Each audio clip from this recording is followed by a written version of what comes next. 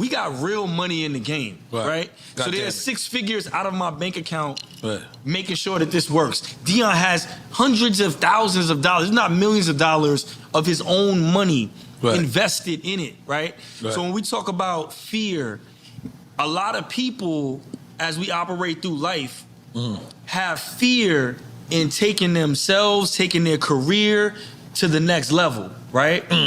They have something that they aspire to do, but they have the fear that might hold them back from going there. And so the one thing that I want people to know from the aspect of the stuff that happens on camera and what happens behind the scenes is that if you want to do great things in life, you have to be willing to bypass that fear and just go out of it. All of us 100 years from now will be dead. This is it, right?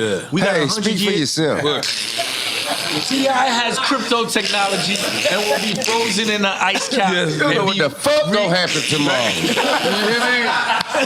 Hey, bro. The time we have now is the time we have now. And this movie Fear, for all of these different characters going through all of these different journeys, is if they could just overcome the fear, they might be able to move. I don't want to speak too much. You don't do You know what I'm saying? Ain't good, no. But you got to be willing to see past the fear. Another thing I would say is every storm runs out of rain. You feel me? Hey, y'all dropping them. So calling me, asking me how I turned, you know, my merch item, the Hustle Gang sweatshirt, into an entire line. The Aku. Well, no, Aku was already in existence. This was my second line. Hustle Gang. And he was like, yo, bro, how you do that? And I basically told him, and I went and found some people who could do the marketing and distributions and who could handle the sales department so I could focus on other things.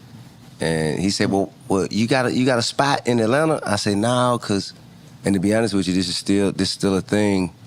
16 years into a partnership, still a thing. My partners don't want to do retail at all, but I think we should have a flagship store in Atlanta.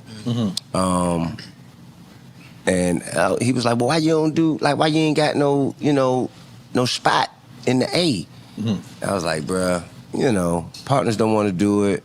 I got so much other stuff I'm working on. He didn't find a partner. He learned marketing. He learned distribution. He learned sales. Bought a property that made a flagship store, like the home base. And he was the first person I seen use a QR code. You know what I'm saying? Like how we go to a restaurant and take a picture of whatever we looking at and we get the menu. Like he was the first person I seen really do that effectively. What was he doing that with? He was doing that at the Marathon store. Like that's how you could learn about the items and get the pricing and shit. You go in there and I think Snoop got that on his bottles of wine right now. Yes, like yes. But to me, the first person I saw do it was Nip. Wow. And that shit was just so impressive to me. It was just so impressive. I knew Nip. I didn't know him as well as you guys, but I'm always impressed from the stories I hear because, like, he always showed me love and told me like